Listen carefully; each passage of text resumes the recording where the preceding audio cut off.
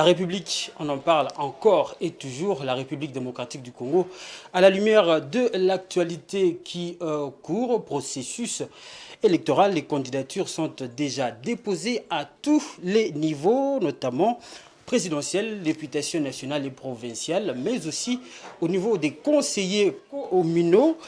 Le processus électoral, c'est aussi des doutes qui persistent si, oui ou non, les élections seront tenues le 20 décembre 2023, mais aussi pendant ce temps, la SADC est annoncée en consultation ici à Kinshasa avec les acteurs politiques. Nous en parlons sur cette émission décryptage de ce lundi 16 octobre 2023, mais aussi on va parler de la situation sécuritaire à l'est de la RDC, allègement des mesures restrictives de l'état de siège annoncé par le chef de l'État. Mesdames et messieurs, bonsoir et bienvenue à cette émission. Sur ce plateau, je ne suis pas seul. Je suis avec quelqu'un qui est déjà connu dans la classe politique. Il s'appelle India Omari, à qui je dis bonsoir. Bonsoir, merci. Vous allez bien, je pense. Oui, oui, je vais bien. Merci. Déjà, j'ai envie de vous poser cette question. Comment analysez-vous, quelle lecture faites-vous de l'ensemble du processus électoral en cours? Bon, c'est d'abord un processus catastrophique, un processus qui est maintenant en panne. Comment ça en panne? Oui, mais vous ne regardez pas, il faut avoir un œil d'un aigle. Aujourd'hui, pourquoi vous voyez les secours de la mission de la SADC aujourd'hui qui fait bons offices, qui commence les consultations. C'est dans le cadre du processus électoral. Justement, le processus électoral, c'est pour... Au fait, vous savez, les jours où vous aurez le temps de lire la mission des membres du comité des sages de la SADC, leur rôle, c'est d'examiner les grandes questions pour envisager qu'il n'y ait pas de grands conflits. C'est ça la mission. Si cette délégation est aujourd'hui dans nos murs, c'est examiner la question en toute impartialité, la question électorale, parce qu'en fait, la délégation a commencé par la CENI. Et pour s'étendre... Il faut dire que ce n'est pas aussi une première. Hein? Pardon? Ce n'est pas aussi une première. Les délégations viennent, bien que celle-ci est du Conseil des sages. Écoutez, pourquoi, comme ça, en plein processus, il nous reste pratiquement plus de 64 ou 63 jours. 63 jours. Et pourquoi cette délégation s'est précipitée? Pourquoi les gouvernements a fait appel à cette délégation? Quels sont les éléments qui définissent ce chaos? Bon, nous avons déjà dit, les préalables que nous avons avancés au niveau du FCC, nous avons dit nous ne pouvons pas aller aux élections tant que Bunagana et Kwamutu et les autres parties du territoire sont encore occupées par l'extérieur. Deuxièmement, vous êtes sans ignorer que la Cour constitutionnelle aujourd'hui, les membres qui composent la Cour constitutionnelle aujourd'hui sont hors mandat. C'est-à-dire qu'ils ont déjà dépassé 9 ans. Et dans les textes de la Cour constitutionnelle, on dit un quart doit être composé de femmes. Donc il ne remplit pas les critères. La Cour aujourd'hui, quand vous la regardez comme ça dans sa configuration, elle ne remplit pas certains critères. Donc nous disons que cette Cour-là est à la merci d'un individu. Comment ça, à la merci d'un individu? Une caisse de résonance. Vous êtes sans ignorer, vous êtes en train de voir comment les diplômes sont en train d'être...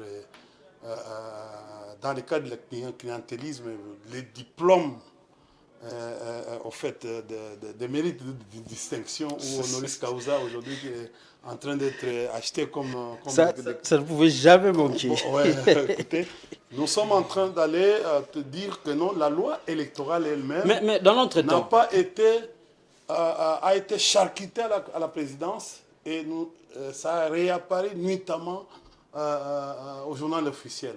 Nous avons dit encore que la CENI elle-même connaît des problèmes. dans sa composition. Donc on voit qu'il y a pratiquement l'opposition aujourd'hui n'est pas représentée au niveau de la CENI. C'est une question. Monsieur Indiaomari, Oui. l'opposition est là. Nous avons c'est qui est là, qui représente l'opposition? Age Matembo, nous avons Didi Manara. Cher frère. Ce sont les membres de l'opposition. Cher frère, l'opposition, Didi Manara représente qui? Didi Manara a été chassé.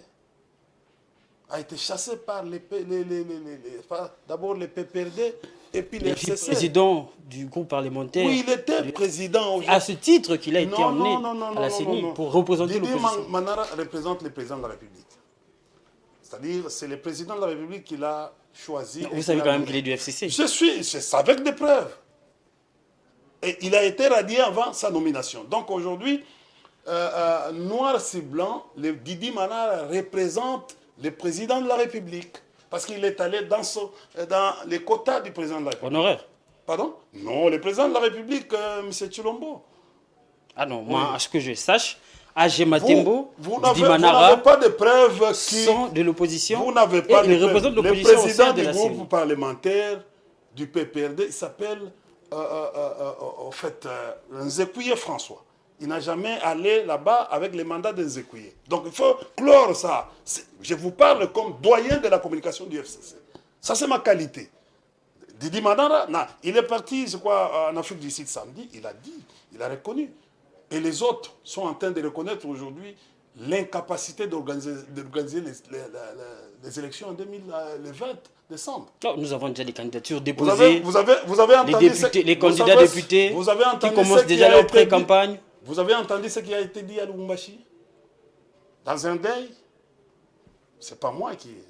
Ça vient de la structure de la CENI. La CENI a envoyé une délégation en Corée. Je crois que cette délégation pourrait arriver aujourd'hui ou pourrait rentrer. Mais d'après les informations, ils rentrent même réduits. Apparemment... Non, on ne met pas les machines dans les sacs. Apparemment. On ne met pas les machines à voter dans les sacs. Non, ce n'est pas... C'est-à-dire que non, la Corée continue à maintenir les 60% de la compte pour tourner les machines. C'est-à-dire qu'il y a une difficulté énorme sur, d'abord, l'argent et la logistique. Sans parler de droit électoral, sans parler de la question sécuritaire. D'abord, il y a un problème sérieux. Regardez dans les temps. On formait déjà, en fait, avant 3 mois, on formait déjà les témoins. Sur toute l'étendue de la République. Regardez, on formait déjà les agents de la CENI. Les témoins, à 6 mois, attendez, à 6 mois, il y avait déjà, en fait, tout était déjà fait. On voyait même les camas ici. Aujourd'hui, regardez la date, le calendrier de la CENI. Le 15 septembre était prévu pour le déploiement des matériels électoraux dans les provinces et les territoires. Dis-moi, quel est le matériel qui a été déployé jusqu'aujourd'hui? Vous pensez que non? Écoutez, les élections, c'est pour une journée qui commence de 8 h et qui se termine au plus tard 16 h ou 17 h.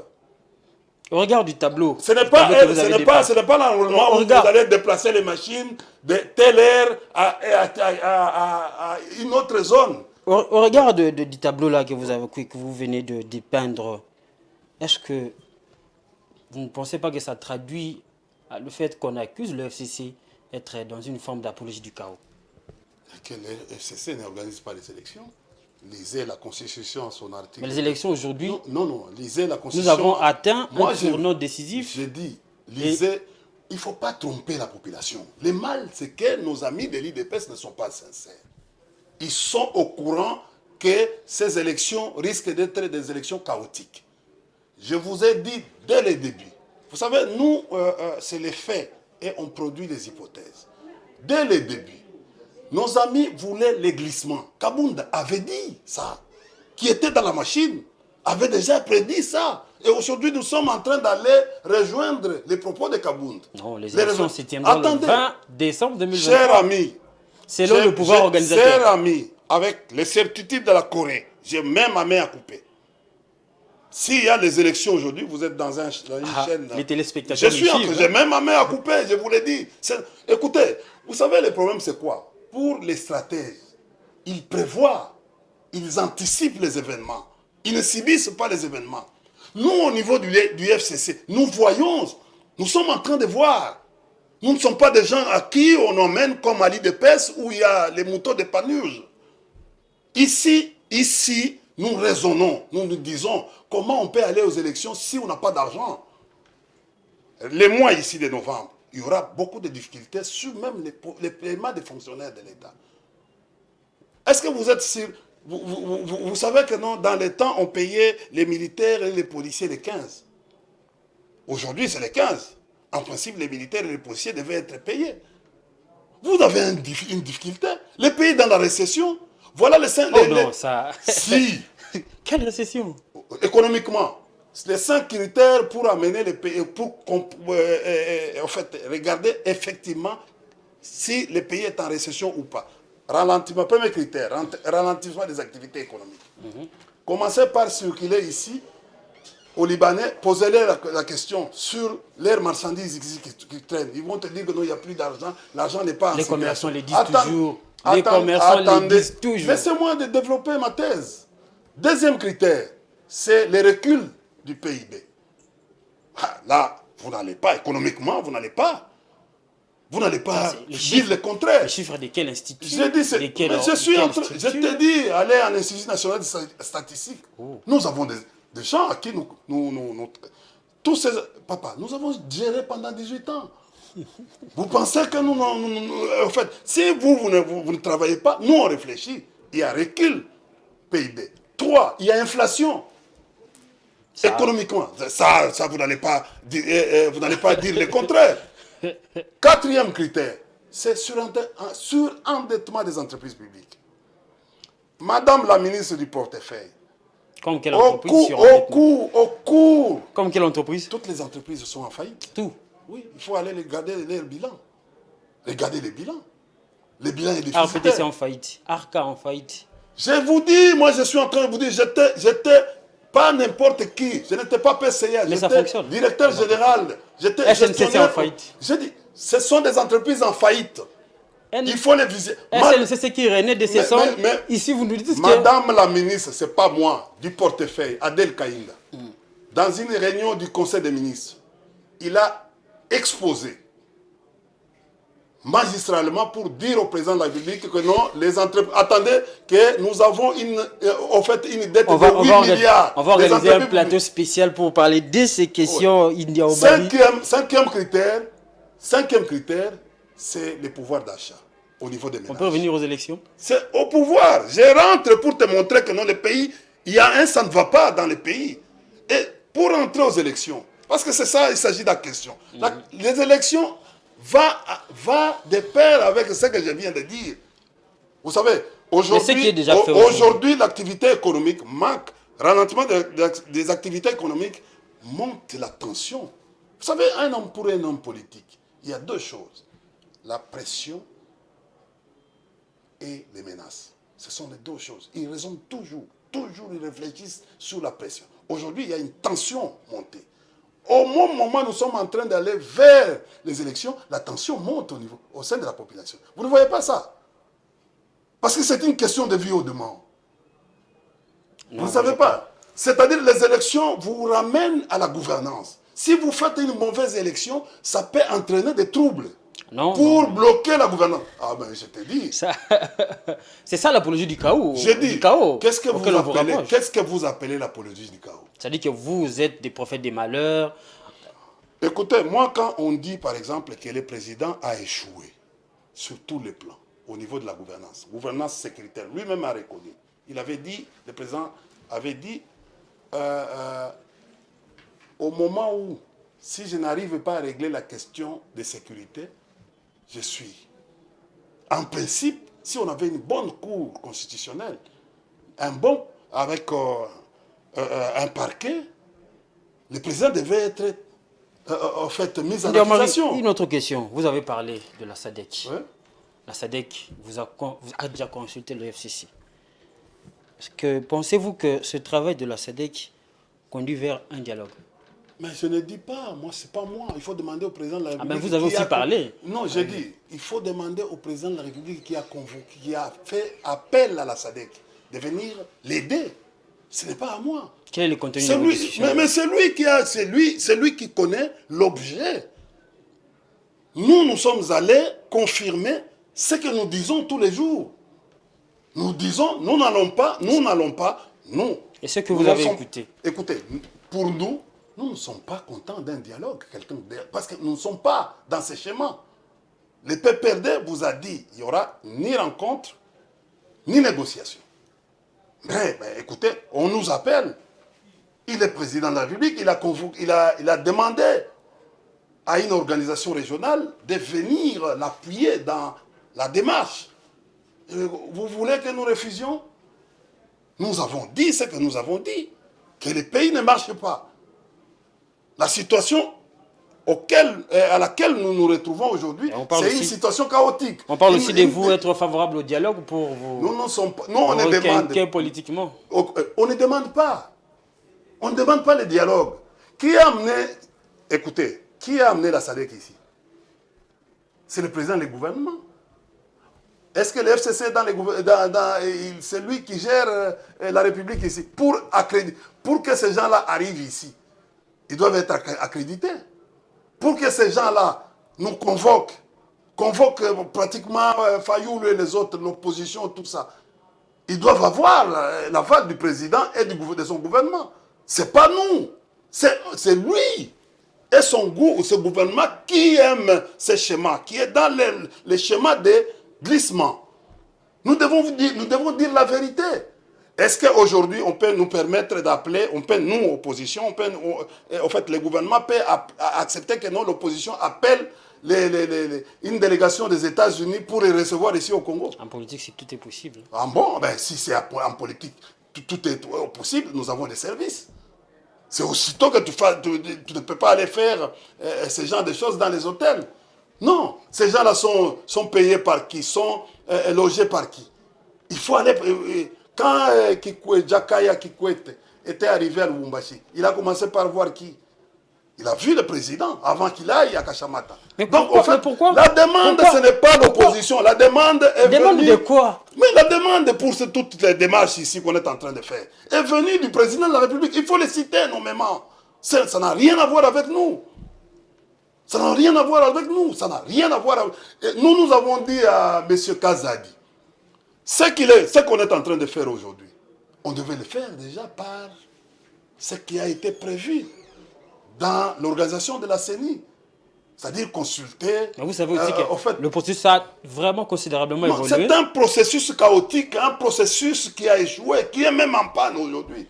À cause de beaucoup de choses. 23 000 candidats députés nationaux. Vous pensez... 24 candidats présidents de la République. Vous allez aller avec les bras. Vous avez besoin de machines à voter. Vous avez besoin de véhicules. C'est la saison de pluie. Mais jusque-là, la CENI n'a pas encore déclaré quelque chose allant dans ce sens négatif. Dans l'interne de la CENI, il y a déjà des petites... nous sommes en train d'écouter. Je viens de vous dire ici. Ah, vous n'êtes pas dans les institutions, mais vous écoutez quand même. Mais on écoute. Ils disent. Ils disent eux-mêmes. Aujourd'hui, le secrétaire exécutif de la CENI est en conflit avec le président de la République. Et en conflit avec le président de la CENI. Vous êtes au courant de ça? Que la machine a bloqué à un certain moment. Ce sont des questions administratives qui ont été mais comment avec une suspension de 2 semaines qui a déjà fini. J'ai dit, tu sais ce qui a provoqué les trucs au Gabon, pas au Gabon, chez Gbagbo. Tu vois? C'est le même conflit presque entre le secrétaire exécutif et le président de la CENI au Gabon, en Côte d'Ivoire, à l'époque de Gbagbo. Donc, il faut faire attention. Donc pour vous, oui, sur ce processus, il n'y a rien à sauver. Je ne vois pas qu'est-ce qu'il faut sauver dans ce processus. Qu'est-ce qu'il faut? Les glissements. Ce qu'on nous demande, ce que les leaders sont en train de chercher les 18 mois.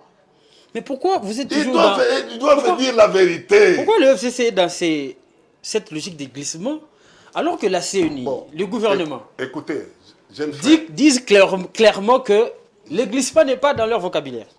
Mais c'est fiston. Oui. Vous savez, la rhétorique de l'IDPS, c'est de mentir. Moi, je parle des institutions. Non, vous avez... Je dis ceci. Mais qui est aujourd'hui? Qui nous dirige? Ah, là, c'est un grand débat. Oui, qui nous dirige? C'est l'IDPS. L'IDPS est dans les mensonges. L'IDPS est dans la diabolisation. L'IDPS au fait, il ne s'assume pas. C'est des gens entendus. C'est pas moi qui invente ça. Dis-moi aujourd'hui, la CENI est bloquée aujourd'hui. Mais maintenant, ils pensent qu'ils vont dire que non, c'est l'FCC. L'FCC, s'il a bloqué hier, jusque-là, le FCC n'est pas encore accusé. Pardon? Le FCC n'est pas encore accusé. Vous avez accusé. dit que nous avons bloqué.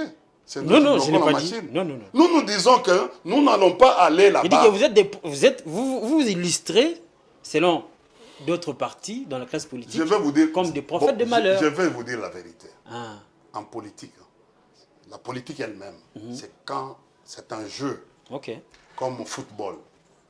Comme vous aimez les jeux d'échecs. Il doit y avoir, comme un jeu d'échecs, comme boxe, il doit y avoir un gagnant et un perdant. Justement. Tu comprends? Et les perdants ou les gagnants, les gagnants cherchent toujours à gagner. Et les perdants cherchent à tirer les erreurs du gagnant, de celui qui est là en train de gouverner. Quand il y a une erreur, il fait cette erreur la mienne. J'ai fait cette erreur la mienne. Et j'explique à la population. Vous ne prédisez pas les erreurs. Moi, je crains que vous prédisez les erreurs. Non, mais c'est-à-dire aujourd'hui... Constatez réellement les erreurs. Nous constatons, c'est ça ce que je vous ai dit ici, les faits. Quand je vous dis aujourd'hui que non, le président de la République a échoué, sur le plan économique, sur le plan politique, il crée les conflits. Sécuritaire, ça n'arrive pas aujourd'hui. Tout ce que vous avez comme clause qu'il est en train de faire même avec les étrangers, on ne respecte pas. J'ai une question. Vous êtes au courant? J'ai une question qu'on tourne un peu, qu'on réfléchit un peu nous deux ici, sur ce plateau. Allons dans l'hypothèse, imaginez, dans l'hypothèse où il y a eu des élections, nous sommes vraiment... il n'y aura pas des élections les 20. Je vous le concède. Ouais. J'ai dit, allons, imaginons qu'il y ait des élections. Ouais. Est-ce que le FCC... peut supporter un candidat de l'opposition? Non, il n'y aura pas des élections les 20. Cette année, c'est difficile. Vous avez dit les faits. Mais je dis non. Réfléchissons par hypothèse. Ça, c'est la supputation. Moi, je suis politologue, je ne suppute pas. J'ai déjà produit aujourd'hui j'ai dit pourquoi il n'y a pas des élections. C'est la question qu'il faut me poser. Pourquoi il n'y aura pas des élections? Je vous dis, il n'y aura pas des élections parce que jusque-là, on ne réunit pas encore l'argent, les 500 millions que Kazadi avait demandé. Deuxièmement, il n'y a pas la logistique. Et quand il n'y a pas la logistique, ça crée des... Tous ces problèmes... Mais ce sont des problèmes qui peuvent empêcher... Kazadi lui-même avait dit, tant que je ne serai pas capable de réunir cet argent, que le gouvernement ne me donne pas cet argent... C'est un discours de novembre 2022. Mais il n'a jamais contredit. Il ne s'est jamais contredit qu'il passe encore à la télévision pour dire que non, j'ai déjà réussi. Mais il travaille. Il travaille où? Les candidatures sont déposées sur l'ensemble du territoire national. Nous. Ça dit que les antennes fonctionnent, les antennes de la CENI. Je vous donne un exemple. En 2015, il y avait eu une organisation des élections qui devait avoir lieu, des élections provinciales. 2015. Et on a même remis à un certain moment l'argent parce que le service rendu n'a pas été effectué. Mais il n'y avait pas des élections en 2015. Il n'y avait pas des élections en 2016. Il n'y avait pas des élections en 2017. Il n'y avait pas dépôt de candidature de président de la République. Mais je vous donne les faits. Je suis en train de vous opposer aux faits. Ce ne sont pas similaires. Élection du président de la République. C'est ça que tu veux, non? Oui. Ce sont des avancées. Non, c'est quoi? Il n'y a pas des élections. On ne peut pas aujourd'hui. Regardez. C'est une prévision. Il y aura. On ne dit pas qu'il y a. C'est ça l'exemple. D'ailleurs, la date elle-même, c'est au futur. La date elle-même, c'est le 20 décembre. C'est encore hypothétique. Dis-moi, ce que je veux manger demain, et ce qu'on me demande de manger aujourd'hui, vous voulez que je trompe les gens? Vous voulez? Le président de la République était parti à Kinkole ici, il a dit que non, j'ai déjà la clé, en fait, une solution. Jusqu'à aujourd'hui, nous mangeons les poissons de Kinkole. Vous savez, On est allé en Namibie, on a fait ces discours. C'est ça le discours politique. ce discours, Le discours politique doit être accompagné par la volonté une politique. certaine opposition Attendez. a tenu ces discours que le fichier électoral... Bon, de toutes les façons, je ne raisonne pas sur base des choses qui Non, les faits sont là. Le calendrier est là. Qui prévoit les élections en décembre? Les calendriers ne confirment pas les élections. On peut, je te donne encore un autre fait. Officiellement, personne n'a déclaré des problèmes. Attendez, mon cher ami. Parlons comme scientifiques. Justement. Essayons de nous départir de nos obédiences politiques. Non, votre La obédience. loi, Moi, je n'ai aucune obédience. Oui, politique. écoutez, la loi électorale parle que toutes les listes doivent être publiées 60 jours avant les élections. Tu as appris ce que la CENI est en train de dire, ne publie pas la liste. Vous allez dans les sites. Non, attendez. C'est dit à quoi? D'abord on publie, et puis quand il y a des réclamations, on ne publie pas. Parce que Il faut y a aller, des problèmes matériels, Mais les papiers, et écoutez, puis les afficher. mais maintenant tu commences à dire les problèmes matériels. Il y a un problème matériel. C'est ça que je Mais ça ne vous dis. peut pas enfreindre la tenue des C'est un élections. problème. Mais écoutez, les listes, c'est un élément le plus capital. Comment on va faire? Lui, le président de la CENI nous avait dit, rappelez-vous, il avait dit dans une émission de Marius Muunga, que si Fayoulou, Candidat président de la République. non, si Fayoulou et son groupe décidaient, il n'aura pas les listes qui vont sortir. Il va aller se référer à la publication des listes qui vont sortir pour faire, en fait, attendez, C'est pour juste faire un changement de l'audit. support. Non, non, pour faire l'audit du fichier électoral, il va se référer. Maintenant, aujourd'hui, il dit qu'il ne publie pas les listes. Comment on va faire les fichiers selon le président de la CENI? Les Regarde, c'est ça. Le communiqué de la CENI. Deuxièmement. Le communiqué de la CENI. Je attendez. rappelle le communiqué de la CENI. On ne gère pas les pays. La CENI n'a pas, il n'y a nulle part où on dit que la CENI doit être gérée par les communiqués. Il y a un droit administratif. Ça, c'est bizarre quand je vois un Kadima qui a fait les Sciences Po, comme moi à l'université de Lubumbashi, est en train de se méconduire sur le plan du droit administratif. On ne gère pas un pays avec les communiqués. Communiqué n'est pas un document administratif. Communiqué signifie Le quoi? communiqué n'est pas un document administratif. Communiqué signifie quoi en français? Signifie avis. Avis. C'est un avis à mettre en place sur les places publiques. On ne gère pas un pays avec des communiqués, comme je suis en train de voir aujourd'hui. Maintenant, ça devient un rythme où tous les ministères commencent en fait, à prendre les actes. Maintenant, c'est les communiqués qui deviennent des actes réglementaires. Je ne sais pas si c'est quel droit que vous êtes en train de nous appliquer, de nous apprendre aujourd'hui. Bon, j'ai compris Les actes réglementaires, ça devient les communiqués. J'ai compris que le FCC ne va Attendez, pas... prenons d'abord, prenons exemple. Les calendriers, comme communiqué, a été publié. Mais on est frein les calendriers aujourd'hui. Pourquoi? Parce qu'on ne suit pas. Les 15, ça devait être un déploiement. Mais en 2018, on a vu les calendriers bouger. Nous Le sommes ciel en n'est pas tombé dessus des gens. 2023. Il y a quelqu'un d'autre qui a pris le pays ici. Il a dit, il va combler, il va aller Mais il y a vers la le conjoncture. déficit. Mais non, mais quelle conjoncture? Il a trouvé les institutions aujourd'hui. C'est lui-même qui a créé des virus au sein des institutions de la République. Les institutions aujourd'hui sont les unes les autres en conflit. Vous êtes sans ignorer. Regardez, quand tu vois, vous savez ce qui se passe à Goma actuellement. Tu as parlé de l'état de siège, non? Justement. C'est fini ou bien c'est quoi? Qu'est-ce qui se passe de l'autre côté? Comment ça se gère? La période transitoire, le président et son cabinet et les autres qui l'appuient ont trouvé... On va parler de l'état des sièges tout de suite. Je vais poser la dernière fois cette question que j'ai posée. Parce que j'ai posé la question, vous êtes... De quoi? Est-ce que le FCC aura le courage de soutenir un candidat de l'opposition? Parce que 23 candidats ont déposé les Je candidatures. réaffirme encore ma position, il n'y aura pas des élections. Et vous mettez votre main à couper. Je mets ma main à couper. Pourquoi? Parce que je suis politologue. Mon travail, c'est le prisme descriptif et le prisme explicatif. J'ai fait les 5 ans à l'université pour être formé uniquement pour ça. En plus de ça, je suis allé en Belgique. J'ai été formé par les Belges, par les grands de ce monde. Ils m'ont dit, on ne peut pas produire des hypothèses s'il n'y a pas de faits. Mais les faits signifient quoi? Aujourd'hui, il n'y a ni véhicule, ni machine à voter, ni la logistique qui va aider aux élections, ni la sécurisation des élections. Parce qu'on ne réfléchit même pas à la sécurisation des élections. Comment aller aux élections sans financement, sans la sécurisation des élections, sans les machines à voter? Mais comment tu peux venir?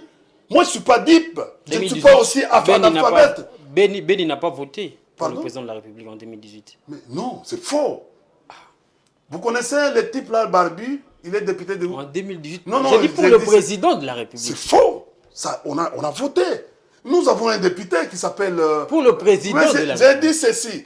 Beni a produit un député. Mais n'a pas produit un président. Même Beni a produit même les députés... pas Beni. Nyuki, Yombi. A produit les députés aujourd'hui. Donc, ils sont 500 à l'Assemblée nationale. Donc, les votes a eu lieu. Poste posé. Parce qu'il y avait un problème d'Ebola. Non, il y avait un problème de sécurité. Mais c'était une circonstance. Justement.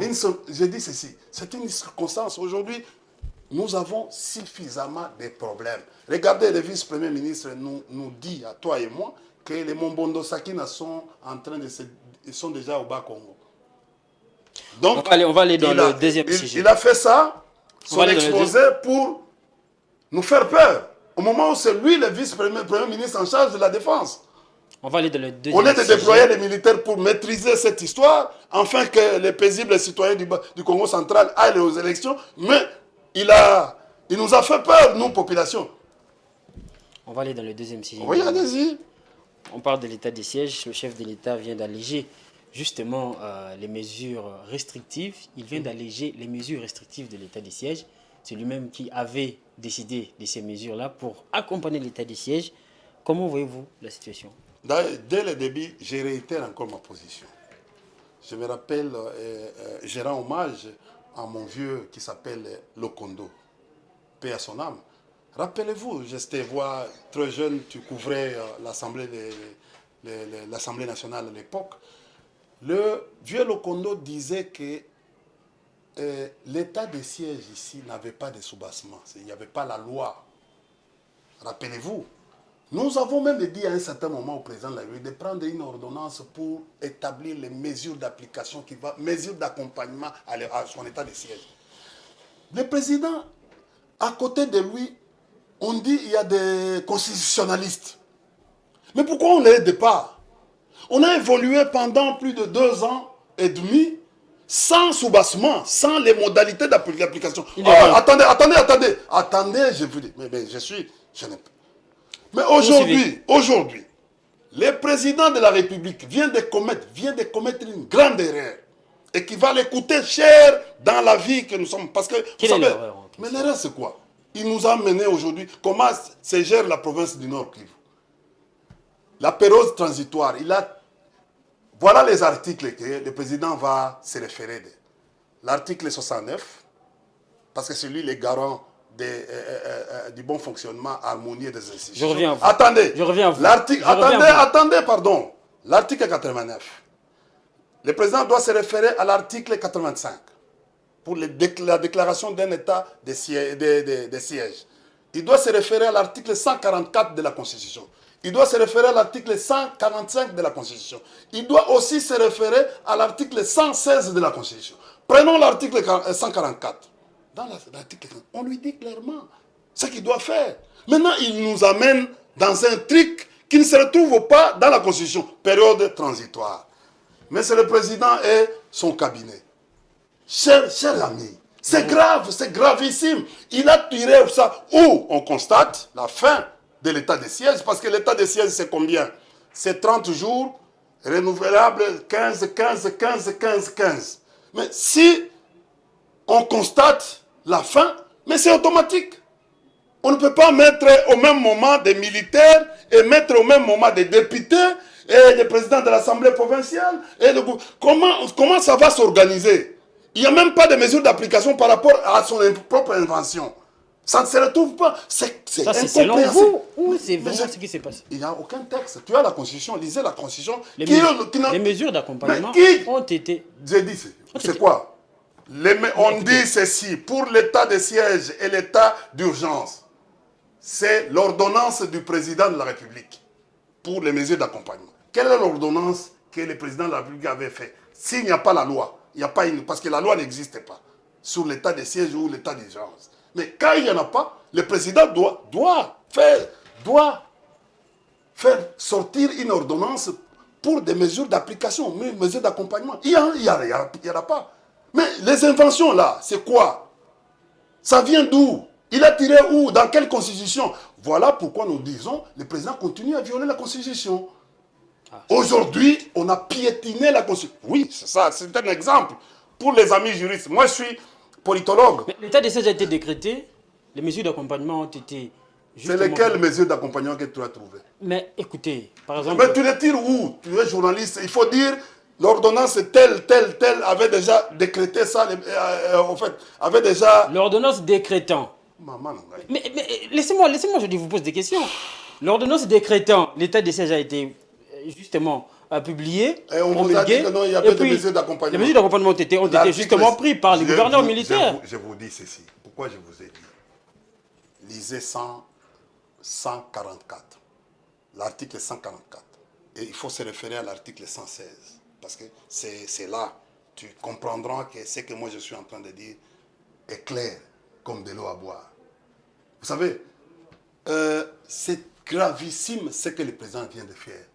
Vous savez pourquoi son discours n'a pas même trouvé les analyses, les avis, recueilli les avis? Ce que vous faites, c'est déjà... Non! C'est-à-dire que non, à chaque fois quand un président de la République passe à la télévision pour faire un discours, vous allez vous regarder que non, il y a tollé, il y a des gens qui viennent pour dire, pour essayer de... Mais parce que c'est une faute lourde, c'est une faute lourde. Elle est même pénale. Mon cher ami, comprenez quoi. Le président demande à ce qu'on paye les députés provinciaux. Parce que les députés provinciaux, on dit quoi? Nous allons lui causer, on doit lui donner en fait une punition dans nos bases. Oh là. Mais écoutez, tu n'as pas vu ça. Les députés ont passé nuit à l'OIA. Oh, mais c'est les députés de toute la République. Oui, mais c'est ça. Ah, mais alors? Ils ont passé aussi nuit ici à la primature et au ministère des Finances. À cause de quoi? Maintenant, on leur demande aujourd'hui. Il n'y a pas d'argent. C'est le président aujourd'hui. Regardez comment ça s'est fait. Le président se réveille, il donne les ordres au moment où les cadres appropriés pour discuter, c'est le gouvernement, c'est le conseil des ministres. Pourquoi l'opposition de la République démocratique du Congo n'a jamais été dans la proposition des idées pour l'avancement du pays? Mais c'est ce que je suis en train de dire.